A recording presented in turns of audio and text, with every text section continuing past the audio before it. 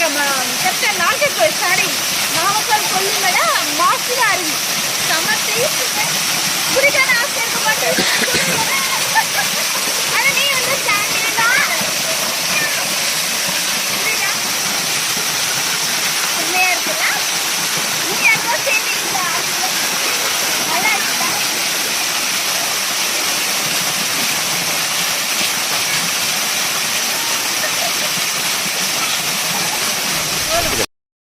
வரையா கொல்லிமலைக்கு மாசிலா அருவி நீ வரும்போது